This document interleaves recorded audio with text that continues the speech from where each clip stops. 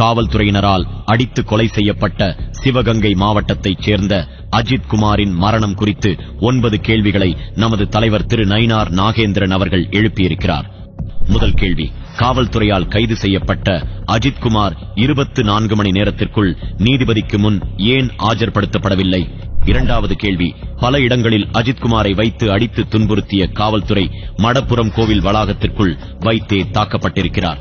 அறநிலையத்துறை கட்டுப்பாட்டில் இருக்கும் ஒரு கோவிலில் விசாரணை செய்ய அனுமதி வழங்கியது யார்? மூன்றாவது கேள்வி: விரைந்து தனிப்படை அமைத்து அஜித் குமாரை விசாரிக்கும்படி மாவட்ட எஸ்பி திரு ஆஷிஷ் ராவத் வாயிலாக தலைமை செயலகத்தில் பணிபுரியும் ஒருவர் அழுத்தம் கொடுத்ததாக கூறப்படுகிறதே, யார் அவர்?